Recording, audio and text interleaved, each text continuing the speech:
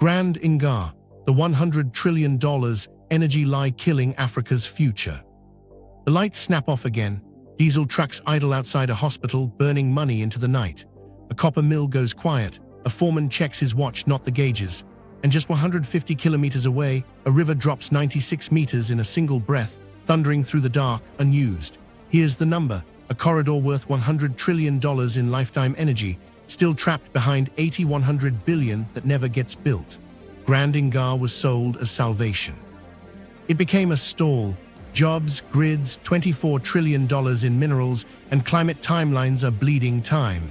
The Congo roars, the city flickers. Who keeps the switch off? The river that should power a continent. To understand why this river should have ended blackouts, we need to go back to where the water does something rare. The Congo is the planet's second largest river by flow, around 42,000 cubic meters per second at Inga. Yet unlike the Amazon, it doesn't laze into a delta. It crashes. The channel kinks, the bedrock tightens, and across a short corridor, the river drops roughly 96 meters. Engineers don't see mist and noise. They see pressure and gravity ready to work. Here's where it gets practical. Hydropower lives on head and flow. Most rivers give you one or the other. Inga gives you both, in a canyon that acts like a natural penstock. On paper, it's a run-of-river builder's dream. You terrace turbines along the curve, step the drop in stages, and avoid the political and environmental nightmare of a vast reservoir in a hot climate. Because the Congo flows across the equator, its rainfall pattern is split. When the north dries, the south soaks, and vice versa. That means smaller seasonal swings, steadier baseload, low evaporation losses compared to Sahel dams. In blunt terms, cheap, reliable electrons. Now scale that vision. The full Grand Inga build-out pencils to roughly 44,000 megawatts, more than twice the capacity of China's 3 Gorges. That's not a trophy number, it's continental baseload. If you stitched that power into regional pools, you could stabilize grids from Angola to South Africa, push industry back from coastal import dependence, and light up places that have never had a steady volt. Yet the Democratic Republic of the Congo still has electricity access hovering around 20%. The world's biggest untapped flow sits beside some of the dimmest lights. Get this: 3 facts by the 5-minute mark. First, the diesel economy leak. Businesses here budget for blackouts the way others budget for rent. Convoys move fuel from ports along insecure roads. Every liter burned is foreign exchange gone, hospital coolers humming at a premium, welders waiting for the generator cough to catch. It isn't just expensive, it's corrosive. Second, stranded mines. Katanga's copper and cobalt, core inputs for batteries, choke on intermittent power. Plants run below nameplate or go captive, installing behind-the-fence generators that fragment the grid and lock in high costs. Third, the blackout tax. When a line trips, a factory loses shifts, inventory spoils, and contracts slip. GDP doesn't just underperform, it pays extra for the privilege. Meanwhile, beneath the ground lies an estimated $24 trillion in mineral value. Without power, it can't be refined at source. Ore leaves raw, value leaves with it. Financialized geography, simply put, the cheapest electrons on Earth are stuck in the most expensive economy to be dark in. The poverty premium shows up on ledgers as fuel, security, insurance, and lost time. So why does the physics sing while the math won't close? Start with the site. Inga's natural terraces reduce civil works per megawatt, yes, but the big ticket is always what happens after the turbine, the wires. Build a plant and fail to deliver its power to paying customers, and your megawatts are just river spray. In Africa, distance is political and financial. Cities, mines, and ports are far. Rights of way cross borders. Payment risk travels slower than electrons. But don't lose the human scale. A Kinshasa nurse decides which vaccine coolers survive tonight's ration. A foundry manager in Lubumbashi watches molten metal harden because voltage dipped for 30 seconds. A student studies under streetlight that sometimes works, sometimes doesn't. These aren't metaphors, they're daily system design constraints. When power is scarce and unpredictable, people and firms plan small. They de-risk by not growing. Now the supposed simplicity. Run-of-river at Inga avoids building a gigantic inland sea. True, yet simplicity on paper isn't simplicity in procurement. Each terrace means contracts, equipment, spares, training, and maintenance. You don't just pour concrete and leave. You build institutions that can run machines for 50 years. That's where the history starts to echo. Colonial infrastructure here wasn't designed to knit a nation. It was designed to evacuate value, rails to ports, power to mines, export first. Those logics got baked into where wires go and who pays for them. There's a stunning irony. If you phased Grand Inga, refurbishing Inga 1 and 2, adding medium units, firming domestic load first, you could stack revenue quickly. Mines pay anchor tariffs. Urban reforms improve collections. The Kinshasa-Katanga belt stabilizes, then you spine a national high-voltage backbone before flinging power across borders. Each increment proves bankability. Each increment earns trust. It's slow brilliance, not instant grandeur. But here's the friction that keeps showing up in boardrooms. Investors love certainty. Africa's demand is certain. Cash flow is. You can model 44,000 megawatts. You can't model a tariff that gets frozen by politics. So the conversation slides into export lines and anchor buyers in the south. A safe offtaker looks cleaner than a messy domestic ramp. Except when you chase the far customer before fixing the near one, you strand electrons at the riverbank. Bankable on paper, undeliverable in practice. What nobody knew at the time, or maybe nobody wanted to confront, is how the diesel economy below the grid would harden into a business model. If the river turns on, someone's margins vanish. If it stays dark, someone's invoices keep getting paid. Meanwhile, the river keeps dropping 96 meters whether the switch flips or not. This was the moment everything should have changed. The physics had answered. The people were waiting. The numbers lined up. And yet, the accounts that mattered weren't on a balance sheet. They were in contracts you haven't seen yet. The $100 trillion number, what it means, and who fears it. Here's the math the river whispers every second. Take 44,000 megawatts when fully built, assume high availability from that steady equatorial flow, and stretch it across decades. Multiply by price bands that industry actually pays, not the idealized tariffs in policy decks. Then add what doesn't fit neatly into a spreadsheet. The diesel avoided, the gas not imported, the cargo ships that don't haul fuel upriver just to keep a hospital open through the night. On conservative baseload pricing, the lifetime value climbs into the tens of trillions. When you include industrial knock-ons, it pushes toward that $100 trillion headline set against an $80-100 billion build cost. That spread is the outlier. But value isn't just electrons sold. Its costs never incurred. A smelter with firm power doesn't need a generator yard and a diesel accountant. A mine with predictable tariffs doesn't warehouse spare engines or pay hazard premiums on nighttime convoys. A grid that can trust its baseload doesn't overbuild peakers or pretend capacity payments are free. Inga's physics offer time reliability, and time is capital for factories that schedule shifts months ahead. That's why the number matters, because it buys predictability in a place where unpredictability is the tax. Now watch what happens when you plug those electrons into real industries. Processing at source turns ore into value before it crosses a border and collapses the diesel premium that bleeds the DRC's balance sheet. Cathode plants are electricity hungry.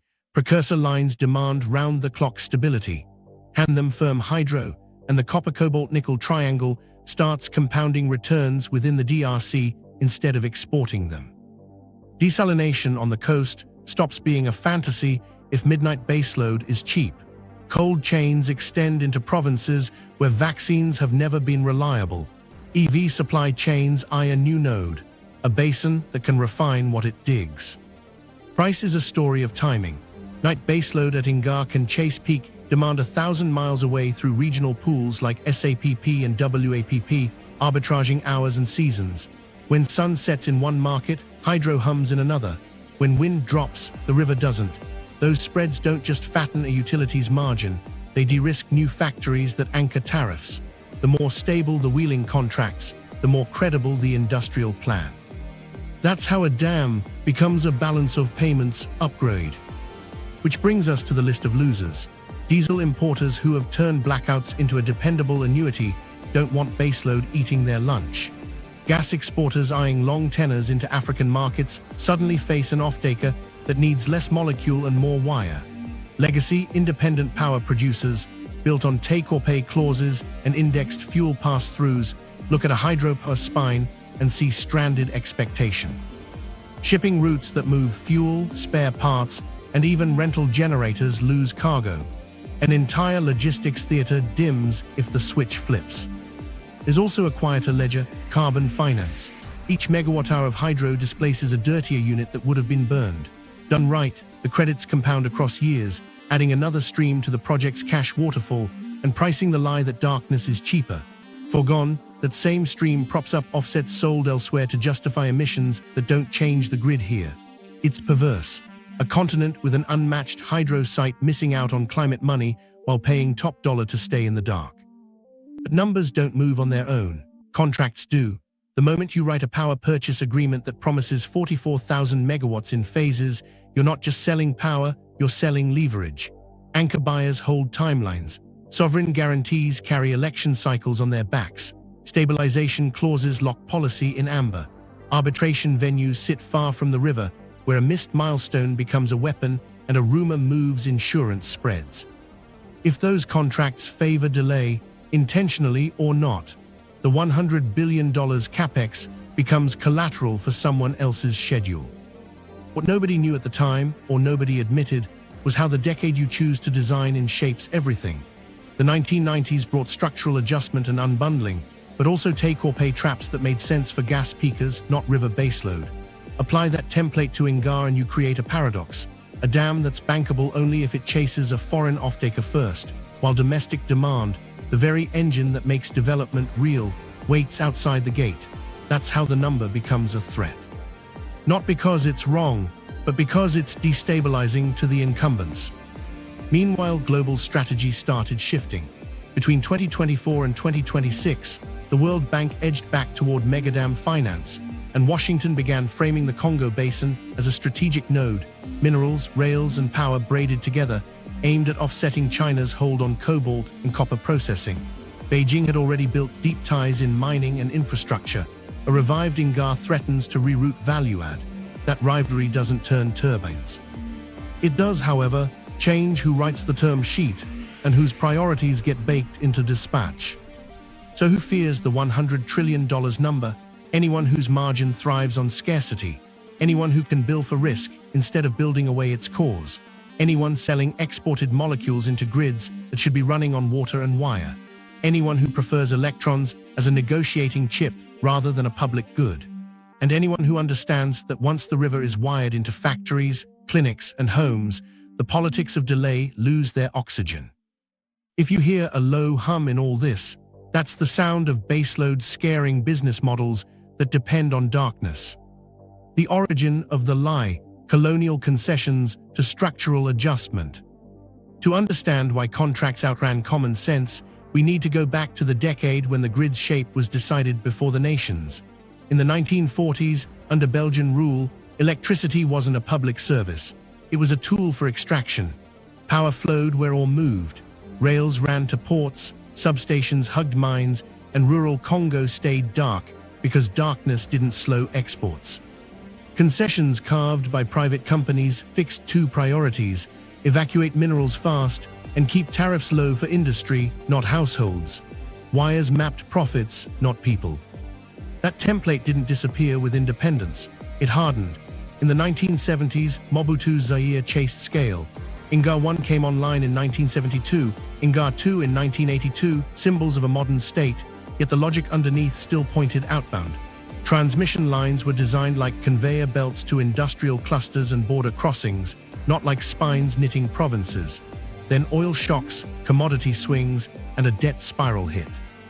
Maintenance budgets shrank, spares vanished, and turbines that needed careful care got run to failure. Outages weren't just bad luck, they were a financing choice rippling through machines. By the early 1980s, the dams were already limping. Corrosion crept into penstocks, control systems lagged a generation, and crews stretched thin learned to do triage. The river kept offering the same gift, steady head, brutal flow, but the institutions meant to catch it were starving. When the lights flickered, copper smelters throttled down. When they throttled down, revenues fell. When revenues fell, lenders tightened. Each blackout nudged the country further from the capacity to repair the cause of the blackout. That feedback loop is how physics loses to accounting. Then came the 1990s and a new language, structural adjustment. The prescription sounded tidy: unbundle the utility, bring in private players, create independent power producers, and write long-term contracts to make capital comfortable. In places building gas peakers near coastal load, that model works. In a river system where your cheapest kilowatt is far from your biggest city, it plants landmines. Take-or-pay clauses made sense to guarantee fuel plants. Applied to hydropower without a domestic backbone, they nudged planners toward a foreign anchor first, because export credit and sovereign guarantees were easier to package than messy urban collections. This was the moment everything changed on paper but not in practice. The utility split into generation, transmission, distribution. Tariff reform was promised, then deferred. Private consortia appeared, then stalled. Meanwhile, the country slid into conflict. War didn't just destroy lines, it destroyed demand. Factories closed, households couldn't pay, and the load profile that would make a dam bankable withered. Lenders saw a graph with falling peak demand and rising risk, and the spreadsheet said, wait, you can't finance supply into a vacuum. Here's the deeper root cause that keeps echoing in boardrooms today. The institutions built in the 194s were never meant to build a nation of ratepayers. They were meant to export value. The 197s tried to graft national ambition onto that skeleton without changing where the bones pointed. The 198s starved the muscles. The 199s rewired the nerves to answer to contracts first, citizens second. So when someone says, Grand Inga keeps stalling, that's not just delay, it's design. The river is simple. The system around it was optimized to send electrons outward and keep accountability offshore. One detail from that era matters more than any glossy rendering. Transmission, not generation, is the choke point. You can install turbines, you can even get them spinning. But if your high-voltage path to load is a single congested artery or an unbuilt promise across 3 borders, your megawatts are stranded value. That's why every feasibility study that treats lines as a footnote ends up becoming another footnote. The Colonial grid made the wire an afterthought because the buyer was obvious: the mine, the smelter, the port. A public grid flips that logic. It asks harder questions: who pays first, who gets cut last, how do you collect? Meanwhile, IPP contracts imported in the 199s carried legal steel. Stabilization clauses froze policy in amber, sometimes for decades. Arbitration venues sat in cities far from Kinshasa. Step-in rights let lenders seize and sell assets if milestones slipped. Those safeguards calm investors, but when the public side is weak, they also let delay metastasize. Miss one condition precedent on a transmission link, and your generation PPA clock keeps ticking. Penalties accrue while the line you need sits in procurement. Delay becomes billable. Unknown to many outside the negotiation rooms, wartime demand destruction turned risk models upside down. With loads suppressed, cash flows collapsed, and the only credible offtaker looked like a utility in the south with a better balance sheet. So planners wrote Inga around an export anchor, telling themselves domestic capacity could be added later. Later never arrived, because each tranche of financing reinforced the same path: power south, paper north, patience east and west. Every year this persisted. Diesel dug deeper into hospitals and mines, building a constituency for scarcity. While that was happening, civil service capacity thinned. Veteran operators retired, training pipelines broke. Suppliers grew used to being paid late. Spare parts waited at ports for letters of credit that never cleared. The dam's technical problems were solvable. The governance problems were cumulative. The longer you defer the unglamorous work of metering, collections, and maintenance, the more heroic your next grand plan must sound. Grand sells, wrenches fix. One keeps getting funded. The other keeps the lights on. So when the modern pitch decks declare 44,000 megawatts over twice 3 gorges, the river nods. It's possible. But the past is still sitting in the room, whispering the operational terms. Write contracts that reward delivered kilowatt hours to Congolese customers first. Fund the spine before the spokes. Make transmission the first milestone, not the afterthought. Otherwise the lie continues. Salvation on paper, delay in practice. The dam doesn't need a miracle. It needs a grid that wasn't built to send power away. The diesel empire, how blackouts became a business model. While contracts for a future river stacked up in binders, another grid took shape, one made of containers, fuel filters, and invoices. Emergency generation wasn't a stopgap. It became an industry. Start with the margins. A hospital generator sold on life-or-death reliability carries a premium. Parts are proprietary. Maintenance is bundled. When the city flickers, the vendor's phone rings first, not the utilities. That dependency is bankable for them. Unknown to most patients under fluorescent lights, the fuel that keeps those bulbs on is an entire logistics theater, one that thrives when the public grid fails. At the port, traders blend diesel, hedge cargoes, and pre-sell to distributors who know the blackout calendar better than the weather.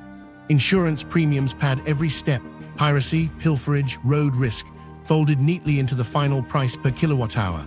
Convoys crawl inland with escort vehicles and a lot of paper. Chain of custody forms move almost as slowly as the trucks. At each waypoint, shrinkage is a line item. It isn't waste, it's a market. Then come the microgrids priced like luxury goods.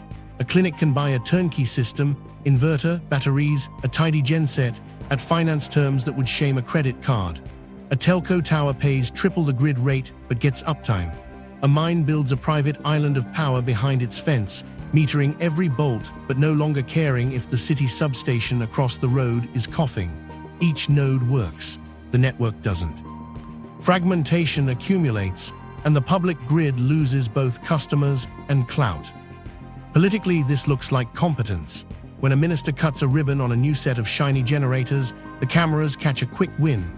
A ship arrives, photos of installations circulate, hospital wards buzz, but outage theater is costly. The budget that keeps fuel flowing this quarter doesn't fix a breaker that's been misspecified for 10 years. And once you prove you can buy your way through the next night becomes policy. Here's a human moment to make it plain. A nurse in Kasavubu checks the diesel gauge before she checks blood pressure. She knows the sound a tank makes at a quarter left. She's become a fuel manager because the system made her one. Across town, a pharmacist hears the generator sputter and rushes to move insulin to a neighbor's freezer, texting updates to worried families. Every errand costs minutes and money no one planned to spend. Meanwhile, the river thunders in the distance, indifferent. In mining hubs, the calculus is colder. A processing line loses millions when it stops. So a procurement chief builds redundancy, twin gensets, a container of spares, a contract for priority fuel delivery with penalties that bite. He pays for guaranteed uptime and then negotiates discounts from suppliers too small to refuse. The mine's balance sheet absorbs what the grid can't deliver. The grid then loses the tariff revenue that would have funded its own repair.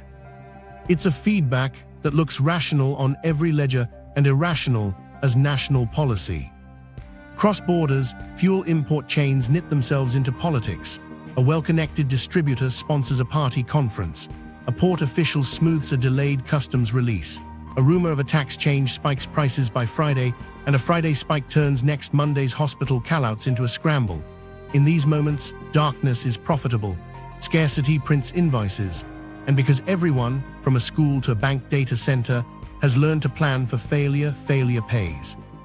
Now add the retail face. Small business owners keep plastic jerrycans under counters, a fire hazard turned inventory. Barbers time haircuts to generator cycles. Bakers start ovens earlier to dodge the afternoon brownout. Each workaround is a quiet tax. Households that can't afford a genset buy candles and hope the neighbor with a line to a landlord's private transformer will share. Everyone knows someone who can fix a connection in cash. This is why arguments about megawatts miss the mark when they ignore the economy below the meter. The diesel empire replaced trust with transactions. It offered certainty per hour, not per decade. And certainty per hour is addictive when your child needs oxygen right now. The business model isn't a conspiracy, it's an accumulation of incentives that bloom in the dark. The hardest part is that it works until it doesn't. Fuel convoys stall in floods. A border protest holds tankers for days. Currency slides and a hospital's monthly budget buys 2 weeks of fuel. In those cracks, you glimpse the alternative the river promised. Electrons without convoys, uptime without hazard pay, budgets spent on nurses and teachers, not nozzles and hoses. Meanwhile, global players packaged the diesel logic into glossy brochures called resilience. Rentals by the megawatt, mobile plants bridging the gap. flexible solutions that somehow never ended.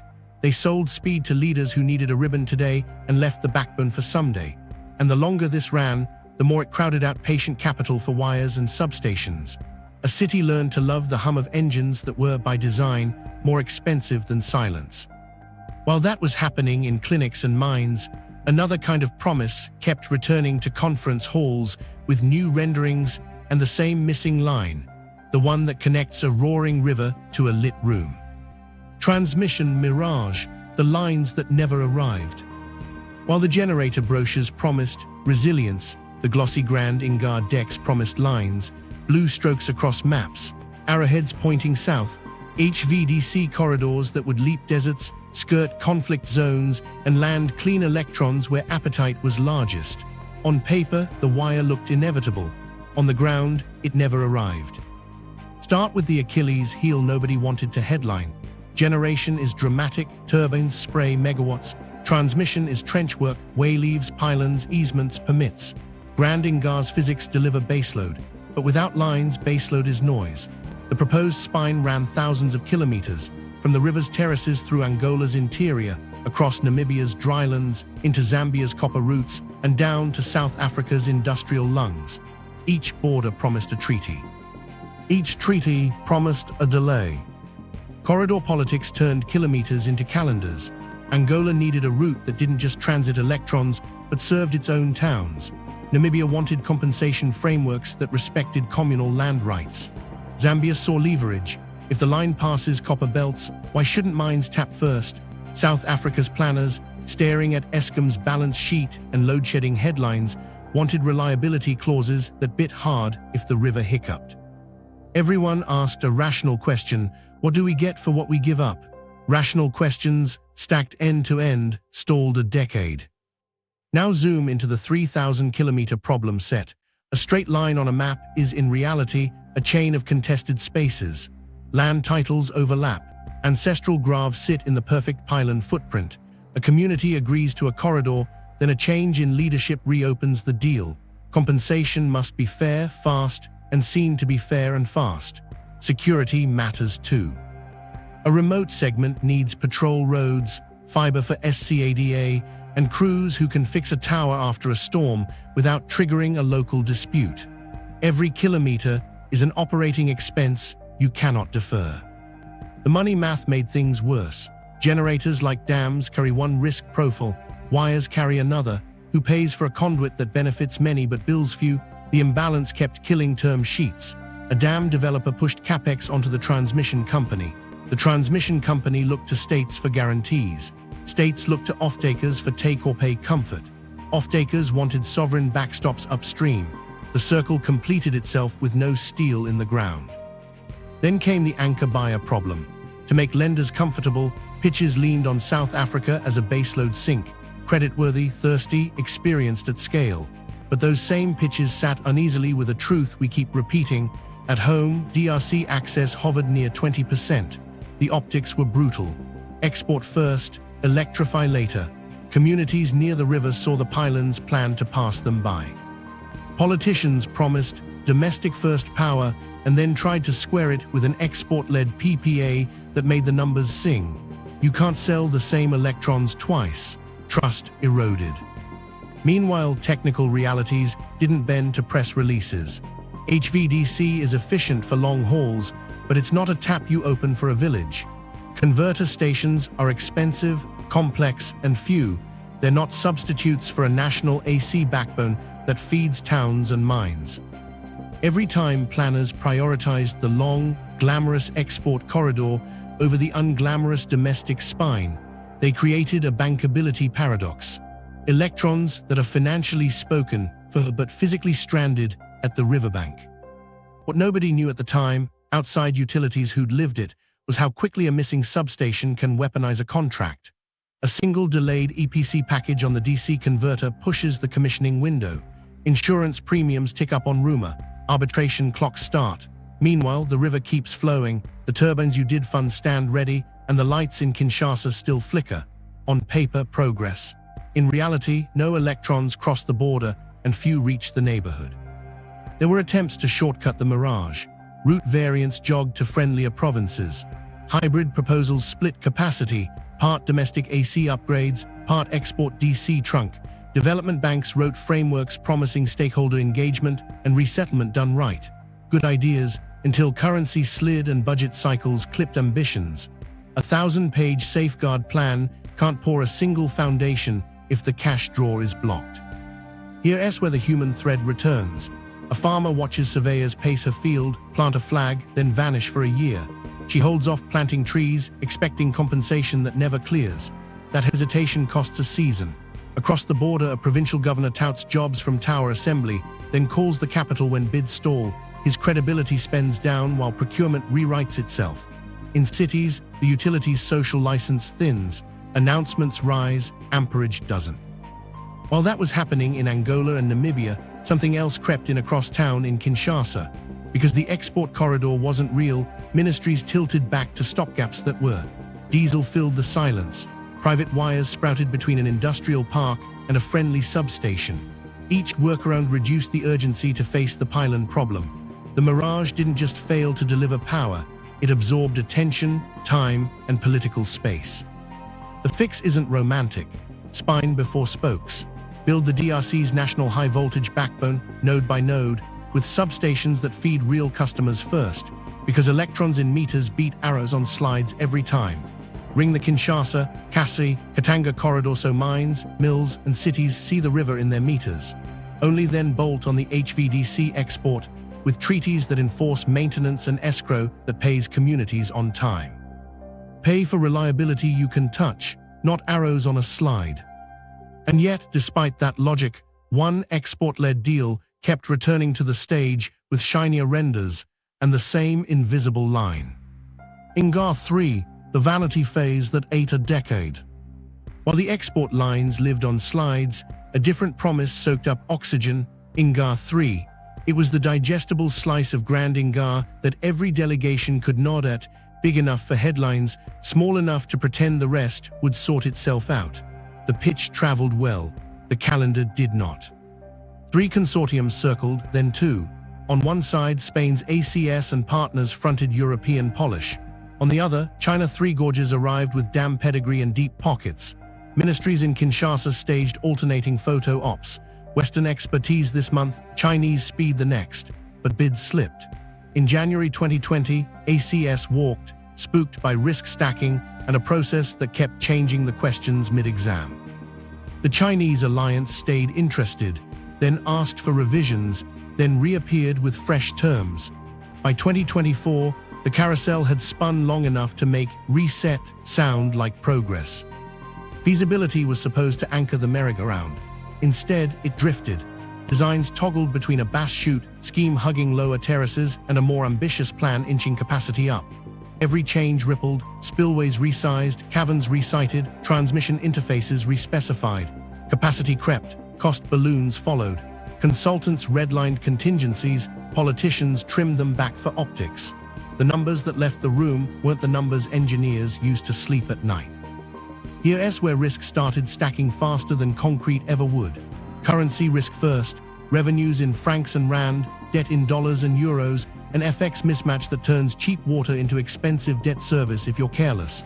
Sovereign risk next, an election cycle shorter than the construction schedule. Construction risk, geotechnical surprises in a site that punishes arrogance. Security risk, a vast territory where a delayed convoy can strand a critical component. Insurers saw a tapestry of ifs and priced them as when. The weighted average cost of capital rose until even cheap water looked expensive on paper. Meanwhile, the missing piece, discipline, kept dodging the room. A phased path could have started with refurbishing Inga 1 and 2 to full output, adding medium units that lock revenue into domestic meters first. Instead, the rhetoric slid into grand or nothing. Everything had to be iconic. Iconic needs perfect timing, perfect contracts, and perfect luck. What it got was procurement drift. Get this, each quarter of delay added a hidden line item, opportunity cost. Mines paid for captive power that could have been off their books. Urban collections that might have stabilized with incremental supply stayed volatile. Skilled operators moved to other projects. The dam didn't just fail to produce electrons, it produced skepticism. And skepticism is the most expensive commodity in infrastructure because it inflates every premium. Unknown to many outside the negotiation tables, the term sheets bred contradictions. To win back credibility, sponsors sweetened conditions precedent, more studies, stricter safeguard triggers, tighter audit rights. Each good governance box added months. Simultaneously, to hold bidders, ministries offered stabilization clauses that froze policy flexibility.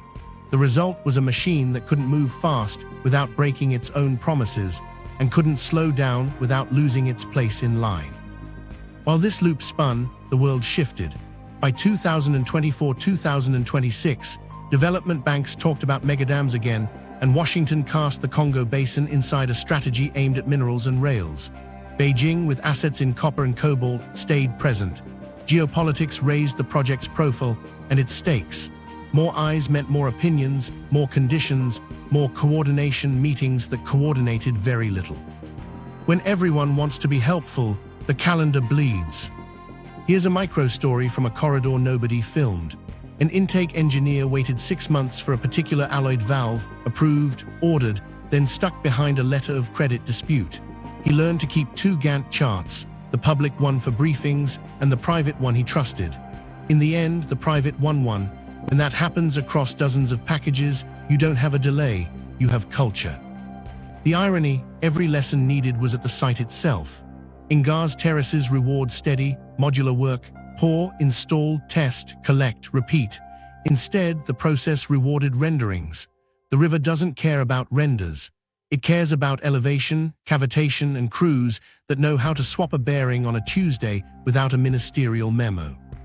By the time the latest reset promised clarity, the real cost had outpaced inflation, lost manufacturing that might have anchored tariffs, clinics that still rationed night shifts, investors who moved to jurisdictions with fewer moving parts. Delay priced itself into lives. The continent didn't stand still. Gas to power sprinted, diesel entrenched, private wires spidered between industrial parks and friendly substations. Inga 3 didn't just eat a decade. It fed the very alternatives that weaken its case. So what breaks the vanity loop? Stop worshipping scale as a starting point. Write contracts that pay for delivered kilowatt-hours into Congolese meters first. Tie each civil package to a domestic substation that lights a map square you can visit. Make currency risk boring with escrowed industrial tariffs. Publish outages and fixes in real time. When electrons show up on time, politics follows them. The river will do its part. The rest is choosing slow brilliance over sudden glory. The Detour, gas, coal, and captive power lock-ins. While Inga 3 circled the runway, a faster plane took off. It was fueled by gas, framed as bridge power, and it sold certainty that hydro planners couldn't. Developers arrived with floating storage and regasification units, FSRUs parked in harbors, promising electrons within 18 months. Politicians saw ribbon-cut speed and bankable contracts. The fine print wrote the future. Here's how the Detour worked. A utility signs a 20-year power purchase agreement with a gas developer. Capacity payments guarantee revenue whether the plant runs or not. Fuel is a pass-through. Whatever LNG costs, the offtaker pays, often in dollars, locking households and hospitals into volatility they can't control. Add a sovereign guarantee, sprinkle in forex protection, and you've built a machine that hums no matter what the river does. It's logical if you fear scarcity and need megawatts now. It's lethal to a hydro project that needs patient capital and room on the balance sheet. Coal inertia made the turn tighter. Plants financed a decade ago came with covenants that protect dispatch, miss maintenance, and your lender's call. So system operators, already juggling blackouts, keep coal on the bar even when the economics drift. Each month that coal covers a shortfall, planners lean less on the messy work of grid reform and more on baseload that's already sitting there. You can hear the logic. We'll transition later. Later gets embedded in debt schedules. Then there's captive power, the quiet exit from the public grid. Mines, wincing at outages, built behind the fence plants sized to their process trains. Gas where ports allow it, diesel where they don't. Some even locked in coal because the conveyor belt sat next door. Inside the fence, uptime is a promise, not a hope. Outside, the utility loses a customer that could have anchored tariff reform. Fragmentation deepens, and the case for a national backbone gets undercut by 1,000 small islands that work for the few who can afford them. LNG traders loved this era. Volatility became a product called flexibility. Contracts let them swing cargoes to the highest bidder. If a cold snap in Europe spiked spot prices, an African offtaker felt it next quarter because of pass-through clauses. When prices fell, producers touted savings as proof the model worked. Heads they win, tails you hedge. In boardrooms, spreadsheets translated fuel risk into line items that always cleared. On the ground, a hospital's budget went from tight to broken after a currency slide doubled the fuel bill. Hidden subsidies greased the path.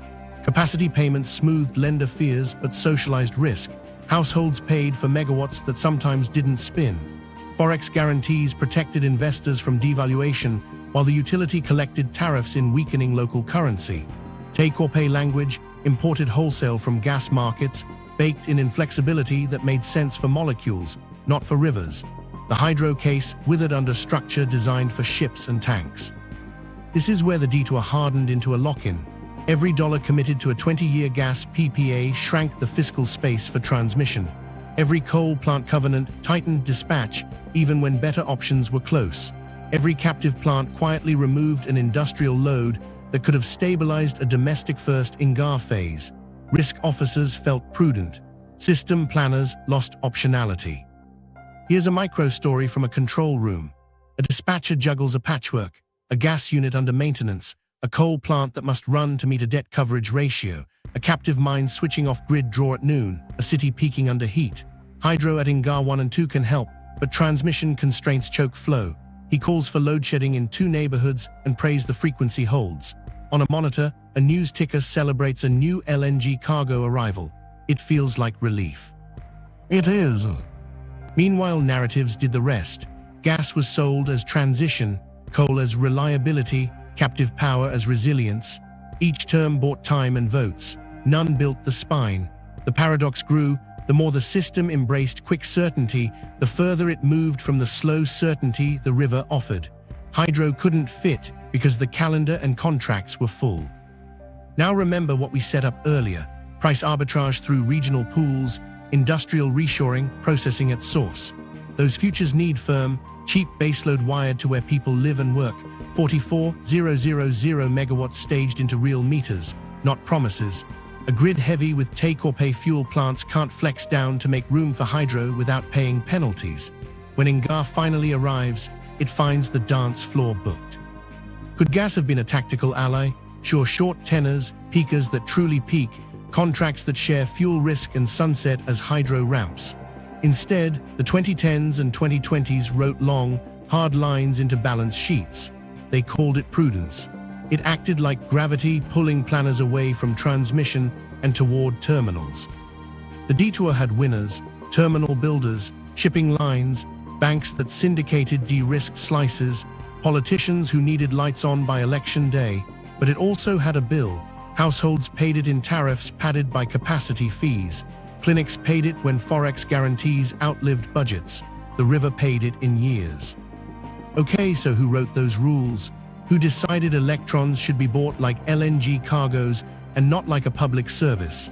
To answer that, we need to step into rooms where term sheets are drafted, risks are sliced, and offtakers are taught which guarantees count as progress.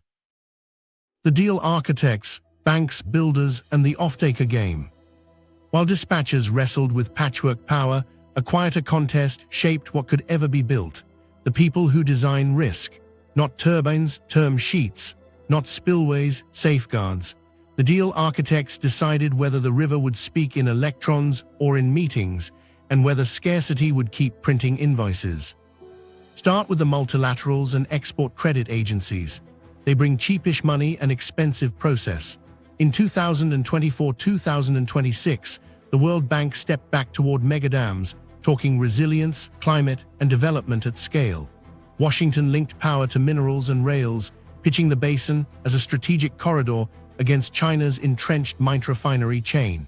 That re-engagement sounded like momentum. It also came with guardrails, environmental and social standards, procurement discipline, and reporting that fills binders before it fills substations. Good governance matters. Calendars matter too. Export credit brought another rhythm, national interest wrapped in financing. If a turbine factory in Europe or Asia could supply units, that country's agency would underwrite a slice, provided the contract bought their gear, hired their consultants, and followed their dispute venues. It's not sinister, it's policy. But stitch too many flags into one project, and your critical path becomes diplomacy. Commercial banks prefer certainty over speeches. They syndicate risk into neat tranches, construction risk here, political risk there, currency risk hedged elsewhere, each with covenants that trip alarms early. Their goal isn't to hold a dam for 30 years, it's to exit clean. That pushes structures toward de-risked slices, sovereign guarantees, escrowed revenues, and step-in rights if milestones slip. Sensible in isolation, suffocating in aggregate when the public side is fragile. Now meet the EPCs, the builders. Their craft is bid to build to variation orders. They sell cost certainty knowing geology has opinions, win the job with competitive unit rates, make money when designs evolve and variations stack. If the owner's team is under-resourced or rotates with each election, the project becomes a negotiation in slow motion. The river punishes this with cavitation and cracks. The contract rewards it with invoices. Offtakers hold the demand story together or drop it. Eskom, once the anchor buyer for Southern Africa, spent a decade balancing load-shedding, debt, and governance crises. For an export-led Inga tranche, Eskom's signature looked bankable. Its balance sheet looked fragile. Regional pool politics layered on, SAPP rules, cross-border wheeling fees, and the quiet reality that every utility defends its own grid first. In those rooms, creditworthiness isn't a press release, it's a cash history. Mispayments and counterparties price your promises accordingly. Here's where legal fine print turns technical problems into existential ones. Stabilization clauses promise investors that tax, tariff, and regulatory regimes won't whipsaw their models. Arbitration venues, often in Paris or London, give comfort far from Kinshasa. Step-in rights let lenders replace operators if covenants break. All logical. But stack them onto a system with thin capacity and you get a trap. A state that can't adjust tariffs without triggering claims, can't change a procurement rule without revisiting material adverse change, and can't miss a substation milestone without starting an arbitration clock. Delay becomes a liability someone else can monetize. Meanwhile, China's builders walked in with a different tempo, bundled EPC plus finance, speed first, conditions negotiated inside the package. For ministries exhausted by multi-actor choreography that looked like relief. But relief had its price, opaque terms, collateralized future offtakes, and leverage that extended from a switchyard to a mine gate. The U.S. and World Bank pivot pushed back with talk of transparency and sustainability. The river, again, waited for steel. Get this, none of these actors are villains. They're organisms reacting to incentives. MDBs defend safeguards because past megaprojects hurt people. Banks harden covenants because a missed test can sink returns. EPCs chase variations because low-bid procurement leaves no margin for unknowns. Offtakers hedge because their own voters punish outages. Each is rational. Together, they can't pour concrete without years of choreography. So how do you write yourself out of that gridlock? Reframe who gets paid for what and when. Tie disbursements to delivered kilowatt-hours into domestic nodes, not just to civil milestones. Make transmission packages the first financed, first built tranche, with escrow that pays communities on schedule and boots that fix lines before ceremonies. Use multilaterals for the backbone where safeguards deter shortcuts and anchor credibility. Use export credit where local fabrication and training can be locked in. Let commercial lenders sit on revenue-backed, ring-fenced industrial feeders that mines can underwrite. On the legal side, narrow stabilization to the essentials. Tax and property protection, yes. Tariff ossification, no. Put arbitration backstops in place, but pair them with onshore dispute boards that solve problems in weeks, not years. Publish contracts, key terms, tenors, capacity payments, forex rules, so the politics of darkness can't hide behind confidentiality. And on offtake, stop pretending an export anchor can substitute for a domestic spine. Write regional PPAs that flex with seasons and hydrology, but don't cannibalize first power at home. Fix Eskom's risk by diversifying buyers across the pool, not by betting the river on one balance sheet. Build a portfolio of small, boring wins. Refurbish Inga 1-2 to nameplate light industrial parks that pay on time, prove collections in neighborhoods that have never trusted a bill. Here's a micro story to land it. A mid-level treasury official, tired of meetings, drafts a simple covenant, no draw on the generation loan until the substation feeding 3 Kinshasa districts is commissioned and metered revenues hit a 12-month target. The clause holds through one cabinet shuffle. 12 months later, the map lights up in rectangles you can point to. Insurers notice. Lenders shave a spread. An EPC submits fewer variations because the owner's team finally has continuity. The system starts rewarding electrons, not rhetoric. By 2026, the U.S. World Bank pivot and China's staying power will still be there. The question is whose incentives the contract honors first: the family flipping a switch, the factory booking a night shift, or the spreadsheet that earns more from risk than from reliability. Write for the first 2, and the third will follow. Keep writing for the third alone, and the river will keep roaring while someone else bills for darkness. The people and places caught in the middle. Stand on the terraces above the roar, and you'll see roofs clustered along the hillside, villages that know the river as weather, not as wire. A grandmother points to a breadfruit tree she planted before her eldest was born. It sits inside a surveyor's triangle now. She's been told compensation will come when the package clears. Planting this year is a gamble. Wait, and she loses a harvest. Plant, and a bulldozer turns saplings into receipts. Downstream, fishermen time their nights to eddies and moonlight. They read the current like a book, where catfish slide along the rocks, where the foam tells a safe path home. Alter the flow by a few cubic meters per second at the wrong hour, and nets that fed a family for decades come up light. No explosion, no siren, just a slow subtraction that doesn't make headlines. Sediment shifts too. The brown pulse that feeds floodplain gardens thins. A season later, cassava yields whisper that something upstream changed. Kinshasa glows in bursts. Downtown towers hum on private diesel. The market neighborhoods ration sockets and favor stovetops. Equity is a map of light where money lives. When domestic first power is promised, it lands as a question: which domestic, the minister's district, or the ward that watched crews install poles, vanish, and never string a line? A billing clerk shakes his head at a queue of complaints. He's got a handheld meter and a mandate to collect in a place where the bill arrives more reliably than the current. Civil society groups keep notebooks full of dates: a resettlement meeting held, a grievance filed, a promise to pay before planting season. They've won real gains: public hearings that aren't theater, social baselines that count women's work, resettlement plans that finally name the hamlets they move. Those wins also stretch calendars. A safeguard done right takes time. A safeguard done late becomes a veto disguised as virtue. Activists know the trap: be blamed for delay or be blamed for silence. Trust is the scarcest input. A young teacher in Matadi has heard this time since she was a child. She uses her phone as a light in class when clouds steal the sun. She pays a neighbor for a few watts through a cable slung over a wall. Her students can list turbine names and still can't charge at home. Each missed milestone teaches them a lesson more durable than any curriculum: promises are noise, workarounds are life. Out on the sandbar where the river eases, a trader ties jerrycans to a canoe and pushes into the current toward a village with no clinic refrigerator.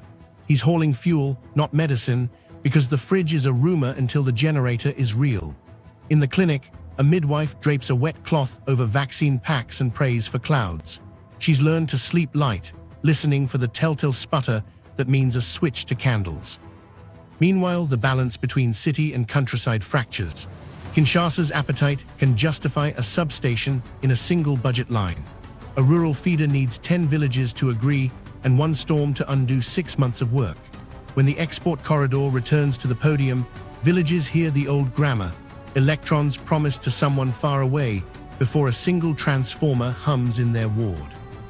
That's how resentment grows, not because people hate dams, but because they've been told they're a footnote to a map with arrows that never become pylons. In mining country, resettlement isn't abstract. A family in Kolwezi moved once for a pit, once for a road, and now here's talk of a right-of-way. Their eldest son welds for a contractor who pays on time when the generator runs and vanishes when it doesn't. He could be wiring switchgear if the training center promised in last year's memorandum had opened. Instead, he's learning to keep two trades, one for when there's current, one for when there is. A fisherman pulls in an empty net and jokes that the river learned to charge tariffs. Laughter helps, so does a clean win you can point to. In one peri-urban district, a refurbished substation finally synced to a new feeder. The first night it held, someone set a radio on a stoop and turned the volume up until the alley filled. Kids danced in the new hum. A landlord tried to hike rent. The tenants laughed him down. They knew the wattage now. They'd seen the meters get read and the receipt print with a tariff they could plan around. That's the heartbeat policymakers forget when they debate gigawatts. Consent isn't a signature, it's a light that stays on through dinner. Compensation isn't a check, it's a planting season you didn't miss. Accountability isn't a report, it's a transformer crew that shows up before rumors do. Projects fail when people become scenery. They move when people become the point. So is there a path that isn't all or nothing? There is, but it looks smaller on a slide and bigger in a life. It's kilowatts that arrive in months, not promises that arrive in binders. It's lines that stop in villages on their way to borders. It's training cohorts that begin before the first pour and jobs that last past the ribbon. It's the river, finally, as a neighbor, not a myth. The modular alternative, how to actually build Inga. Here's the path that trades renderings for receipts. Start where electrons already turn, fix the machines we have. Inga 1 and 2 can give back lost megawatts with disciplined refurbishment, runner replacements, new governors, modern excitation, SCADA that isn't a museum piece. Pair that with medium-sized new units on adjacent terraces, not the full grand leap. Each package ties to a substation that feeds places you can stand in, industrial parks, mining feeders, dense neighborhoods that pay when power is predictable. Domestic first isn't a slogan, it's a dispatch rule. Why the Kinshasa, Kasai, Katanga belt is a loop that holds voltage through dinner and night shifts. Every new megawatt hour should land in meters, not in memos. Mines become anchors, preparing for reliability on feeders that also serve towns along the route. Urban tariff reform then has political cover. Lifeline blocks protect the poorest, while industrial rates turn predictable and cost-reflective. Collections improve because uptime keeps promises. Spine before spokes is the geometry that makes this real.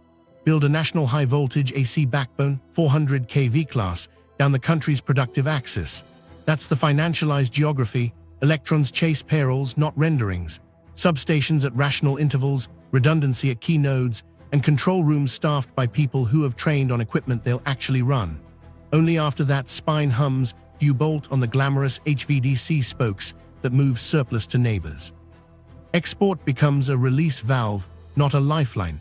And because your converter stations sit at a strong AC bus, you don't strand electrons waiting on a treaty. Revenue stacking is how patience gets paid. Mines sign feeder-level offtakes with clear service levels and penalties that bite both ways. Urban utilities roll out prepaid and smart meters where they work, billing cycles where trust is higher, and publish collection rates so politics can't hide theft behind technical losses. Carbon finance adds a stream you can't ignore, measured, verified displacement of diesel and gas, escrowed into maintenance rather than swallowed by general budgets. Each stream is small alone. Together they lower the project's cost of capital because cash shows up on time. Procurement must stop rewarding theater. Break the project into standard lots, electromechanical, civil, grid equipment under an open book EPCM framework. Disclose unit rates. Cap variation orders to true design changes, not discoveries, a good geotech would have found. Require local fabrication for towers, gantries, and simple steel, with training pipelines that start before the first pour. Publish dashboards, milestones, outages, spend, so a citizen can see if a substation really exists or only exists in slides. Currency risk is a killer, domesticate it. Ring-fence industrial revenues in hard currency escrow, accounts that service debt tied to those feeders. Allow households to pay in local currency with a transparent glide path, not a shock.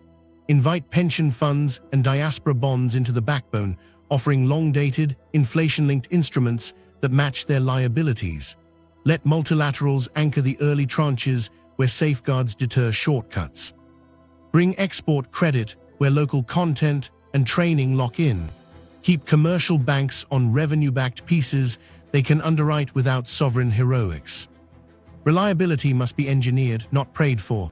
Stock critical spares locally, transformer bushings, breaker modules, turbine seals, with vendor-managed inventories and contracts that penalize failure to deliver, not just failure to install. Outages become exceptions, not a business model. Build access roads with drainage that survives a wet season. Train crews on switchgear that matches what's in your yards, not what sells best at conferences.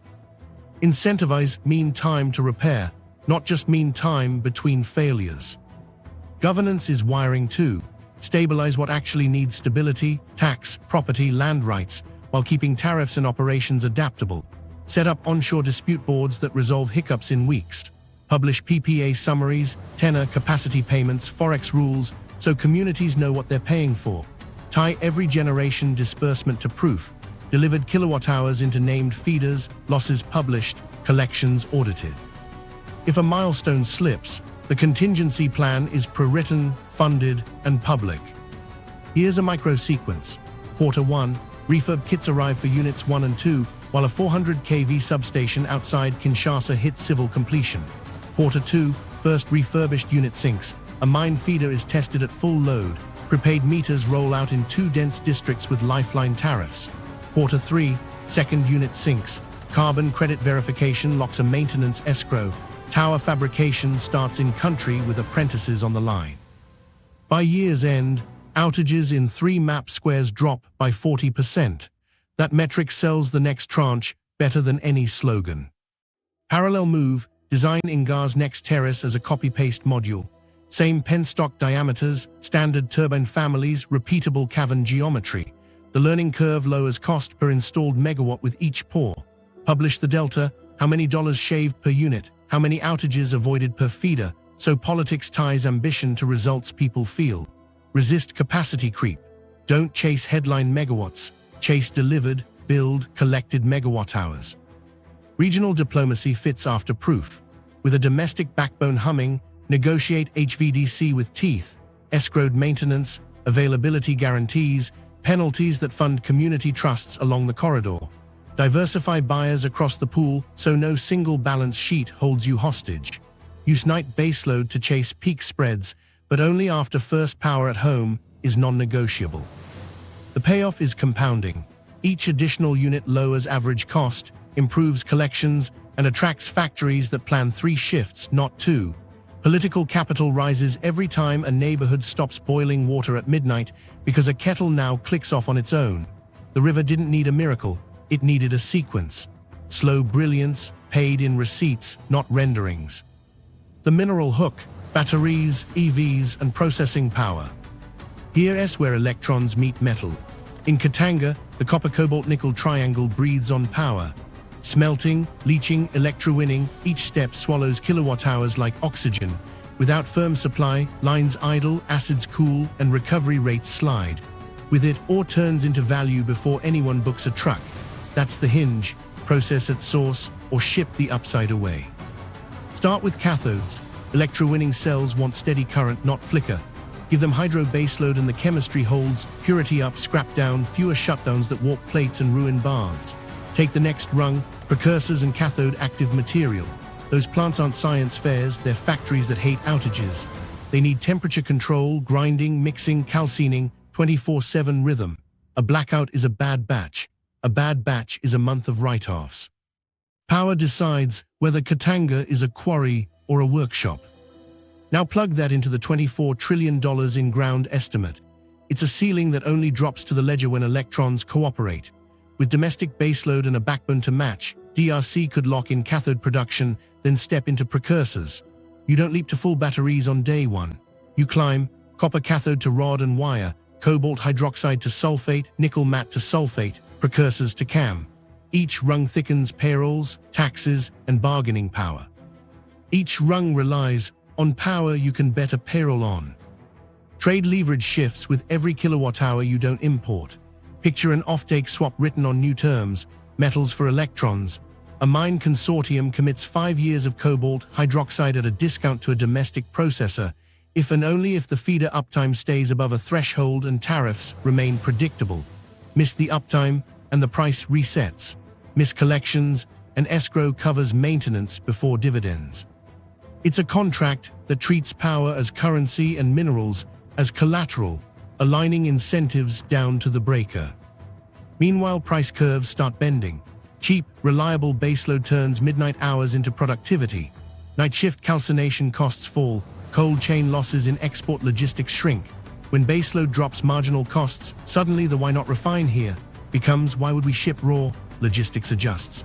Fewer containers of low value or mean more outbound metal and precursors, less insurance per dollar of value, fewer choke points at ports designed to export dirt, not finish. This is also a map war. Between 2024 and 2026, Washington's pivot linked the Lobito Corridor, World Bank re-engagement, and critical minerals to a narrative. Keep value on the Atlantic side, loosen Beijing's grip on midstream processing. China, already deep in Sycamine Zera ties and plant know-how, won't yield a profit stream without a contest. So the contest arrives at a substation. Whoever feeds reliable electrons into processing wins a decade of supply chain gravity. Logistics, sanctions risk, and geopolitics become line items sensitive to outages and tariffs. From their perspective, risk lives in three places. First, stability of supply. If a cathode line in Kolwezi goes down twice a month because frequency sags, buyers will route around it, even if ore sits next door. Second, rule of the deal. If a tariff freezes midstream or a surprise levy bites exports, investors recalculate. Third, logistics predictability. If the rail to port stalls, refinery inventory bloats and working capital cries. All three are electricity stories in disguise. Power makes the line run, the rule credible, and the schedule believable. Here's a micro story from a pilot line. A small precursor plant runs test batches tied to a feeder we described earlier. The CFO used to budget a 12% scrap rate due to interruptions. After the feeder stabilized, scrap fell to 3%, the kind of outlier delta that pays for expansion without a press release. That 9-point delta paid for training, dust collection upgrades, and a second shift. Buyers noticed. A Korean firm sent auditors, checked logs, and signed a conditional offtake. Volume ratchets up if uptime stays above 98.5% for 6 months. The plant manager taped that number to the control room door. Targets finally matched physics. Now widen the lens to EV supply chains. Automakers don't just buy metal, they buy compliance, traceability, and time. If a DRC hub can show metered, low-carbon electrons feeding traceable precursors, it meets investors where ESG and margin meet. Carbon intensity per ton drops. Certifiers have a substation to audit, not just a spreadsheet. That's leverage in buyer meetings that used to assume processing would happen elsewhere. There's a backlash risk. Incumbent hubs will lobby, brand DRC processing as risky, amplify every hiccup, and weaponize narratives about governance to stall permits and insurance. Ratings pressure can raise the cost of capital. Legal salvos can freeze shipments. Rumor can spike premiums. Counter with proof. Live dashboards for uptime, independent audits for traceability, escrowed maintenance that survives politics, and community compacts that actually pay on time. Show kilowatt hours landed where they were promised, then watch spreads shrink. None of this needs a moonshot. It needs electrons that don't blink and contracts that reward reliability. Start with copper and cobalt where learning curves are shallow, then graduate. Publish delivered megawatt hours per ton processed. Tie tax holidays to value-add thresholds, not just capex. Train technicians before the first furnace warms. Keep the tempo, domestic baseload first, processing second, export DC third. If you hear a low hum nearby, that's industry settling where the river finally shows up. Sabotage without explosives. Now that electrons finally look like leverage, watch how delay gets engineered without touching a turbine. It starts with story. A think tank paper lands on desks with a familiar melody. Megadams are corrupt, hydro is risky, community consent is impossible. Some of that is true in places where corners were cut. Some of it is packaged. Funders with exposure to diesel, gas, or faraway refineries amplify the piece. Headlines travel faster than rectifiers. A minister blinks. A committee calls for one more study. Calendars slip. Ratings pressure is blunter. A sovereign downgrade nudges interest rates up 0.5 point. That doesn't sound like much until you price it over billions and decades. Hydropower's edge, cheap fuel for life, gets dulled by cost of capital today. Gas developers smile, their tenor is shorter, their IR less allergic to spread. A rumor of political instability, an election whisper, a cabinet shuffle kicks premiums higher. Insurance follows suit. The spreadsheet starts to prefer ships over spillways. Lawyers arrive carrying hammers. An injunction over a missed safeguard triggers a stop work order on a substation. The generation package needs to pass acceptance tests. Governance clauses, drafted to keep hands clean, become tripwires. An anti-bribery probe opens at the worst possible time, right before disbursement. Even if nothing sticks, the timeline breaks. Arbitration venues far from Kinshasa spool up. A filing becomes leverage for renegotiation. Each letter, each stay, adds days. Days add up. Infrastructure interference is the quiet favorite. Don't blow the dam. Delay the line. A right-of-way dispute festers. A compensation tranche misses a planting season. A provincial council reopens consultations after elections. A single pylon segment waits on a customs clerk whose cousin owns a diesel yard. The converter station ships, arrives and sits in crates because the access road failed in the wet season. On paper, the project advances. In the dark, nothing changes. Insurance is a mood ring for money. A rumored security incident 2 provinces away spikes premiums on transmission crews. A blog post claiming fish stocks will crash pushes an underwriter to demand extra exclusions. A contractor, spooked by coverage gaps, loads bids with contingency. The owner's team trims back to make optics work. Later, those trims become the change orders that critics call overruns. The loop feeds itself. Meanwhile, the narrative war learns a new word: climate. Hydro is framed as yesterday's answer. Solar and wind are tomorrow's. True, if your wind is steady and your grid can flex. False, if your night peak is hungry and your backbone sags. The better framing never makes the page. Firm hydro made variable renewables viable in most places that scaled them. Instead, a false choice stalls both. Currency snags do the rest. Letters of credit for a critical valve linger between ministries. Forex windows tighten and a supplier pauses shipments. A week slides to a month. A crew demobilizes. Remobilizing costs 3 times as much and burns 3 times the trust. Procurement tribunals get weaponized. A losing bidder files a challenge not to win, but to freeze time. The public learns to hate the process, not the ghosts tugging on it. So how do you outmaneuver a system that profits from stall? You close the narrative loop with receipts. Publish live dashboards, outages, repairs, collections, contracts. When an activist says a village was ignored, show the grievance log, the payment trail, the before and after meter reads. Don't hide behind commercial confidentiality if that veil only protects delay. Transparency isn't a press release, it's a dataset that turns debate into audit. Harden ratings against rumor with ring-fenced cash flows. Let industrial feeders escrow hard currency to service their slice of debt, insulated from fiscal weather. Ratings agencies still care about the sovereign, but they'll price a revenue-backed tranche lower than a promise. Use that spread to fund maintenance that doesn't beg each budget cycle. When spreads fall because performance is boring, insurers follow. Law must become a runway, not a wall. Keep stabilization clauses for taxes and property, not for tariffs or operations. Set on-site dispute boards with authority to decide in weeks and publish decisions in days. If a safeguard is violated, fix it fast and pay the penalty from a pre-funded pool. Don't freeze a corridor for a year because a fence post moved. Arbitration stays as a backstop, not a business plan. Secure the line by paying people on time. Escrow compensation for rights-of-way with automatic triggers tied to verifiable milestones. Surveys done, pegs planted, payments released before planting season. Build patrol roads and fiber along the corridor so crews aren't guessing in the rain. Stock critical spares in country. Tie EPC bonuses to mean time to repair, not just completion dates. Make converter stations the first packages to break ground, not the last. Finally, use climate finance as a shield, not a slogan. Measure diesel displaced feeder by feeder. Monetize it into a maintenance trust with third-party oversight. Publish carbon intensity per megawatt hour and invite buyers who care about Scope 2 to anchor the story with offtake. When credits fund wrenches and wages, not pamphlets, credibility stacks faster than rumors can. This is sabotage without explosives, letters, whispers, footnotes, and missed windows. Beat it with metered truth, escrowed promises, laws that solve, and electrons that arrive where the map says they will. When lights hold through dinner in districts that used to plan for candles, the business model of delay finally runs out of night. The playbook, financing and governance that can't be gamed. We've seen how delay pays, so the playbook has to flip the incentives, paying only for electrons people can touch. 2 buckets of finance, 1 simple rule.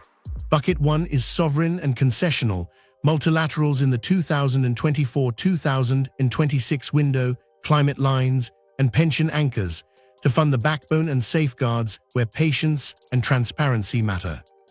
Bucket 2 is ring-fenced project cash flows, industrial feeders, mines, and peri-urban nodes, paying hard currency debt from metered revenues, not hope. Draws release when delivered kilowatt-hours hit named meters. No power, no pay. Tap the World Bank's re-engagement for what it does best. Governance muscle on the spine. Let export credit ride, where local fabrication and training can be locked in towers, gantries, switchgear assembly. Keep commercial banks on slices they can underwrite without heroic sovereign guarantees. Revenue-backed feeders with escrow they can audit. If a tranche depends on a budget cycle, you wrote it wrong. Tariffs need daylight and a ladder. Publish a path that starts with a social lifeline. First kilowatt-hours price to keep families safe, then climbs to cost-reflective blocks that reward efficiency. Industrial rates lock predictability, not favoritism. Service-level agreements, uptime targets, penalties both ways. Miss the SLA and tariffs, step down until reliability returns. Hit it and escalators kick in so maintenance isn't optional. A tariff is a promise the meter can check. Regional offtake must be portfolio, not monoculture. Sign pool contracts across buyers, Botswana, Namibia, Zambia, South Africa, so one balance sheet never holds you hostage. Build failure tolerance into operations. Hydrology clauses that flex exports without cannibalizing domestic first power. Availability guarantees backed by escrowed O&M that pays line crews before press conferences.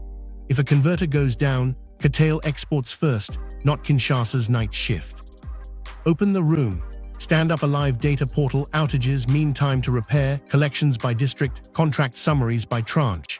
Stream milestones, substation energizations, feeder losses, dispatch mixes. When a rumor flies, kill it with graphs, not quotes. Publish PPA headlines, tenors, capacity payments, forex rules, so voters can see where their future bills live. Secrecy is delay's best friend. Sunlight makes timelines sticky. Local upside isn't charity, it's risk control. Mandate tower and gantry fabrication in country with third-party weld inspections. Build training cohorts 12 months before first pour, recruiting operators, relay techs, SCADA analysts, and line crews into apprenticeships that lead to payrolls, not certificates. Revenue-sharing compacts along corridors pay communities in predictable tranches tied to availability. If the line stays up, the village fund grows. If it drops, the fund pays crews to help clear and patrol. Participation beats pamphlets. Cash discipline sits in escrow, not in speeches. Industrial feeders prepay into hard currency accounts that service feeder debt, spare parts pools, and O&M household collections flow into a local currency account with an automatic monthly sweep that tops the maintenance pot before any dividend leaves. A carbon credit line, metered diesel displacement, independently verified, lands in the same maintenance trust. Publish balances. When the sovereign wobbles, the wrenches still get paid. Contracts must reward reality. Tie EPC bonuses to mean time to repair after energization, not just on-time completion. Cap variation orders to pre-agreed unit rates with geotech baselines public on day one. Stabilize property and tax regimes. Keep tariffs adjustable inside a published corridor. Turn arbitration from a weapon to a backstop. Onshore dispute boards rule within 30 days, and their decisions release or withhold escrow automatically. If you need Paris, you already lost a season. Procurement has to become boring and repeatable. Standardize modules, a 400 kV substation template with copy-paste bills of quantity, a feeder package with fixed tower families and hardware kits, a turbine rehab kit with serial-numbered spares. Run rolling tenders so capacity doesn't cliff between packages. Score bidders on demonstrated local training throughput and parts logistics, not just headline price. When the same crews build the third identical substation, learning curves drop costs without a single slogan. Now write the payout logic people contest. Quarter by quarter, disperse when delivered kilowatt-hours flow into named districts and industrial nodes, losses fall within target, and collections print above threshold. Miss a metric, and the contingency plan auto-triggers. An independent O&M contractor steps in on that feeder, paid from escrow, the EPC's bonus pool shrinks. Hit metrics 2 quarters running, and the next terrace tranche opens, same template, cheaper spread. Regional diplomacy fits into this hinge. Negotiate HVDC after the AC spine proves itself, with treaties that escrow maintenance, mandate community payouts along the corridor, and diversify buyers. Use the night baseload arbitrage to fund reliability at home, never the reverse. If a drought trims output, the export contract flexes first, domestic feeders hold. Write it down, publish it, then do it once. Here's the rhythm this builds. Electrons appear, bills get paid, dashboards tick up, spreads tick down, and the next substation pours. Political capital stops being borrowed from renderings and starts compounding with each rectangle of city that stays lit through dinner. You don't beat delay with speeches. You beat it with a meter that clicks, an escrow that pays, and a rulebook written for reliability, not theater. The new grand bargain, Africa's energy for a different future. We've spent hours hearing why the river stayed in renderings. Now write the bargain that drags it into meters. Start with a swap the world can verify, carbon for capacity. For every megawatt of firm hydro Africa brings online, phase toward 44,000 MW, counterparties commit hard cash and grid support that firm wind and solar elsewhere. Not pledges, not offsets, escrowed payments tied to certified megawatt hours displacing diesel and gas. Credits flow into maintenance trusts and spares, not speeches. Next, tie power to metals with penalties that bite. Mineral processing corridors run on enforceable packages, electrons for offtake, offtake for electrons. A cathode plant in Kolwezi gets priority baseload through a dedicated feeder. In exchange, it commits volumes and local payrolls. Miss uptime, tariffs step down. Miss processing targets, export discounts evaporate. Both sides escrow performance. If a drought or a pylon failure hits, penalty cash keeps workers paid while crews fix steel. The deal survives headlines. Grid diplomacy can't be handshakes. It has to be treaties with teeth. HVDC compacts require escrowed O&M, availability guarantees, and auto-pay community funds along the corridor. Converter stations break ground only after the domestic AC spine proves itself. Buyers diversify across the pool, South Africa, Botswana, Namibia, Zambia, so one balance sheet never calls the tune. Hydrology clauses flex exports first, domestic feeders last. Publish the protocol, live by it. Finance the backbone with long patience. Diaspora bonds and pension funds anchor the AC spine, long-dated, inflation-linked, boring on purpose. Multilaterals in the 2024-2026 window anchor safeguards and governance. Export credit finances gear with locked-in local fabrication and training. Commercial lenders sit on ring-fenced industrial feeders they can audit. All draws release only when delivered kilowatt-hours hit named meters. No electrons, no money. Timelines that bite are the only timelines that work. Sunset clauses phase down fuel subsidies on a clock. Those public dollars migrate into hydro O&M and transmission. Capacity payments on gas taper as hydro ramps. Peakers become true peakers, not baseload in disguise. Miss a transmission milestone, and a pre-hired independent operator steps in, paid from escrow, to finish the segment. Delay costs someone money immediately, not someday. The bargain needs receipts people can trust. Live dashboards publish uptime, losses, collections, carbon intensity per megawatt hour. Communities along rights-of-way see quarterly fund transfers land automatically when availability targets hold. Training cohorts start a year before the first pour. Graduates step into jobs maintaining the spine that runs through their own districts. Enforcement isn't a threat. It's a calendar with money attached. Then scale by repeating what works.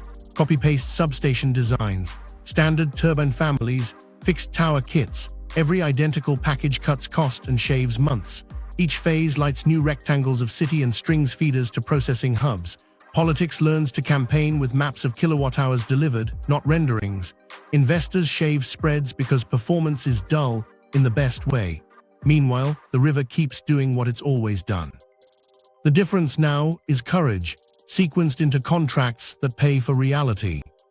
This isn't grandiosity, it's a ledger.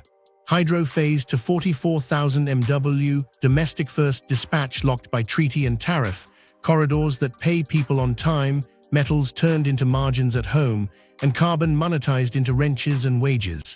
That's the new bargain, not a myth, a switch you can flip. Flip the switch or keep paying the premium. One river can turn scarcity into perils, or keep billing a continent for darkness at luxury prices. If you want to see how the wires make or break everything, watch our HVDC choke points episode next. It shows where lines stall, deals die, and how to build corridors that actually carry power. Subscribe to GeoQuest for the financial maps behind geography's biggest lies, more untold corridors, more hidden